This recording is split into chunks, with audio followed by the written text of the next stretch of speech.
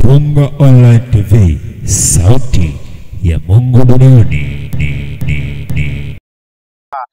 Kama aishivyo Bwana, ifikie wakati Mungu akajilipize kisasi kwa waovu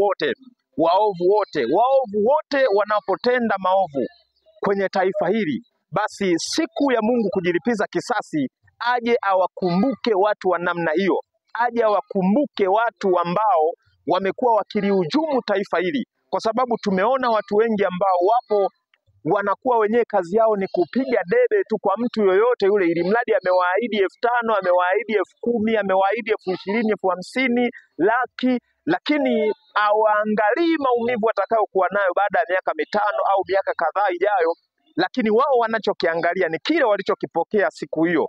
Haleluya, mtu wa Mungu ambaye unazidi kutufuatilia kwenye chaneli yetu hii ya Kapunga Online TV. Sasa usisahau kusubscribe, kulike na kushare pale kwenye chaneli yetu hii. Basi siku ya leo nataka niongee kitu kimoja kwamba mimi ni wale ambao Mungu aliwaacha siku hizi ili waje wawe sauti yake, ili waje wawe sauti ya Mungu duniani.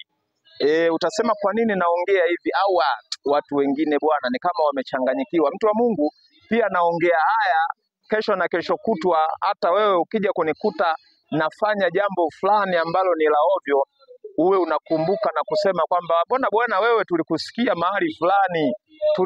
mahali fulani unaongea maneno kama haya, hapa inakuaje? Je, haya unayoyafanya hapa ni sawa na yale uliokuwa unayazungumza kule? Sasa nikiacha huko nataka niseme kwamba huu ni mwaka wa uchaguzi. Ni mwaka ambao taifa letu, nchi yetu inaelekea kwenye uchaguzi. Miezi michache ya mbele ijayo itaanza uchaguzi. Sasa nataka niongee kitu kimoja kwamba wako watumishi wa Mungu, wako watu ambao sio watumishi wa Mungu, wako watu wa namna nyingi sana ambao wanalitazamia jambo hili, na kwa sababu ni jambo ambalo lipo karibu sana, kwa sababu mwezi wa 10 sio mbali, ni siku chache tu zijazo, ni mbali kwa kutaja. Hivyo nataka ni wasii watu wa Mungu kitu kimoja, kwamba ifikie hatua taifa hili la Tanzania litoke kwenye uteka ambao limekuwa likipitia siku nyingi. Kwa nini? Ni kwa sababu watu wengi tulionao, Watanzania wengi ambao tupo kwenye hii nchi, tumekuwa si watu ambao tumekuwa na nia ya dhati juu ya taifa letu. Tumekuwa tukilipenda taifa letu, wakiwemo watumishi wa Mungu, wakiwemo watu wa sekta mbalimbali wamekuwa wakichagua watu kwa sababu ya umaarufu wao, kwa sababu ya ukubwa wao, kwa sababu ya namna zao nyingi.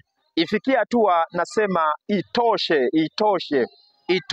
Ili taifa ni taifa la Mungu. Watu walioko kwenye nchi hii ni watu wa Mungu. Ifikia hatua watu wachague kiongozi wanayempenda. Hata nyie ambao mnazunguka usiku na mchana kwenye nyumba za watu ili kufanya chochote watu wawaelewe, yani kutoa rushwa, kufanyeje, vipengele vingi vya namna hiyo. Mimi nasema kwamba kama aishivyo Bwana, ifikie wakati Mungu akajilipize kisasi kwa waovu wote wanapotenda maovu kwenye taifa hili. Basi siku ya Mungu kujilipiza kisasi, aje awakumbuke watu wa namna hiyo, aje awakumbuke watu ambao wamekuwa wakilihujumu taifa hili, kwa sababu tumeona watu wengi ambao wapo wanakuwa wenyewe kazi yao ni kupiga debe tu kwa mtu yoyote yule, ili mradi amewaahidi 5,000, amewaahidi 10,000, amewaahidi 20,000, 50,000, laki, lakini hawaangalii maumivu watakayokuwa nayo baada ya miaka 5 au miaka kadhaa ijayo, lakini wao wanachokiangalia ni kile walichokipokea siku hiyo. Sasa ninasema kama mtumishi wa Mungu, hukumu ya Mungu na iwe juu yako wewe ambaye unapita mtaani na kugawa rushwa kwenye nyumba za watu, utakayepita na kufanya watu yani, ni bora ukiwa unapita unahamasisha watu kwa haki kwamba nichagueni labda nitatenda, yani ukawa ni mtu mwenye haki na kutenda na ukawa na nia ya dhati kabisa, lakini si kwa sababu ya hela ulizonazo au ya namna yoyote ulionayo. Nataka nikwambie kwamba hukumu ya Mungu iwe juu yako wewe, hukumu ya Mungu iwe juu ya watakaopokea rushwa hiyo, hukumu ya Mungu iwe juu yenu nyote wenye mamlaka ovu na watu ambao mnaingia mamlakani au madarakani ili kutenda maovu.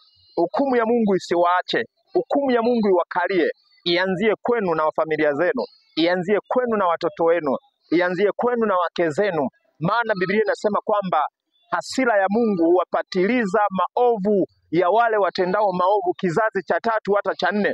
Nataka nikwambie wewe utakayetoa rushwa, wewe utakayepokea rushwa, hukumu ya Mungu iwe kwako kizazi cha 3 hata cha 4. Hukumu ya Mungu iwe kwako wewe unayetoa rushwa kizazi cha 3 hata cha 4.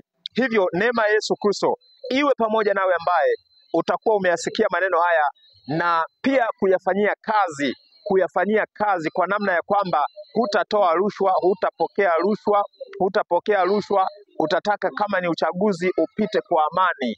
Ifikia hatua watu ambao wamejiona miungu kwenye nchi wajikute tu ya kwamba sio miungu, yuko Mungu, watambue ya kwamba yuko Mungu, kwa sababu hii dunia Mungu anapokuwa anawapa watu fulani mamlaka, anawapa utukufu, basi hao watu hufikia hatua huona kama ule utukufu ni mali yao, huona ule utukufu ni wa kwao, huona ule utukufu.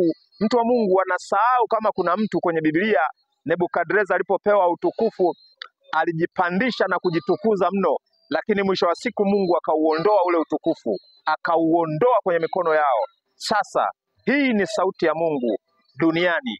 Nasema watu wanaotenda maovu ifikia hatua waache kutenda maovu, waache na wawe wanajiona kabisa ya kwamba ni watu ambao wakati wowote waweza kuwekwa peupe.